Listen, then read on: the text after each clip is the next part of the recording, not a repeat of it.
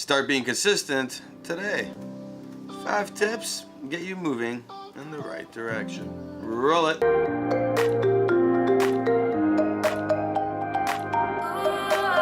Welcome back to another video where we have been exploring this whole idea of being consistent and how it can help change your life. Being consistent is always difficult. It's not easy to keep going in that direction of maintaining consistent movement. Something always happens, and it's a lot more difficult than we originally think it will be. Here are 5 steps to get you moving quickly in the right direction. Step 1, it's limitations.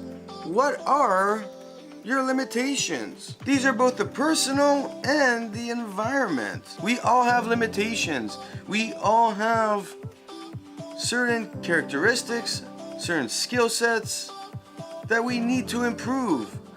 We have limitations in all of them. No one person is perfect. Some limitations we can improve on and elevate us to the next level, and other ones we can't change. We need to find a way around them. A lot of the time, those are environmental, which is family, friends, the people in your life, and of course your area. And you might want to become something, but the environment won't allow you. Other times it's certain characteristics that you can't change. I'm short, I'm gonna be short. I'm tall, I'm gonna be tall. Simple economics. You can't change certain stuff, you gotta work around them. Which brings us to point 2. Understand your limitations to understand where your growth needs to come from. We need to understand growth must happen. You won't be doing something new without growth occurring. And this is based on those limitations. It's all related, because it gets even more complicated based on number 3, planning, or rather over planning and not starting. People plan and never get started on anything. They don't even want to dip their toe in to just see what it's like. We can't continually plan without seeing any kind of direction through some form of actual doing. When you start doing something new, you don't automatically know everything that will be needed. You don't know 100%. And you don't know all the risks that will happen. This is why in project management we have risk mitigation, and we figure out what risks we will come up with and how we're going to deal with them when they do arise. But then you have the unknown risks, and you need to know how to deal with those when they arrive. And you always have some form of checks to make sure that, hey, when something occurs, I'll know what to start doing. Thus, planning is critical, yes. However, we need to start, and sometimes we don't know when it's the right time to start, but we've done all this planning and we never do start. And a lot of the times people never ever start, and then they regret the fact they didn't start as time goes on. Number 4, well, when we over plan, we create expectations that are above and beyond. The idea is very simple. Until you start, you don't actually know how difficult it will be. You don't actually know 100% everything that we need to focus on, and sometimes we pick the wrong things to focus on. However, expectations are something that we plan out.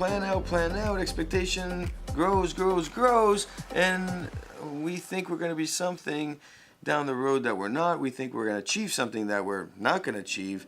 And of course, we create this narrative of something that is based on emotion rather than reality, logic. Which brings us to the last point of accountability. Accountability ties all of this together. Accountability is that one thing that will keep you motivated. Motivated, I say? Yes, motivated. Accountability and responsibility keeps us motivated. Because what will end up happening is that you'll start seeing this success occur. When you start, and just start, and you haven't planned 100%, but you just start something that you really want to achieve, you start seeing reality happen, and you're going to start with baby steps. And if you start with baby steps, well, now you can look at your limitations, you can now look at what you need to learn, you can incorporate all of this into a timeline within the plan, and of course, you can then start looking at it from a perspective of where should your expectation be based on timeline.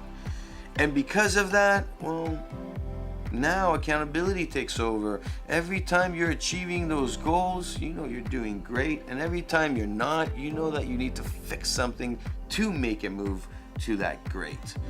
It's simple. Motivation is automated after a while. You start getting motivated without you even knowing. And this is really what it means to be self-motivated. It's you saying, I will start being consistent in something. I will grow that skill set. I will grow the achievement level I want to get to.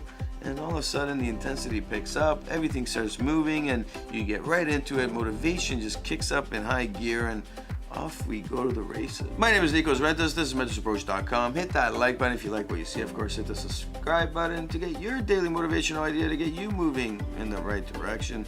Of course, leave your comment. Leave your success story and staying consistent, or have you been challenged by it? And what have you done? What do you want to try? Because who knows, your story might be read by somebody in the comments below, and you might help change a life. Snow again.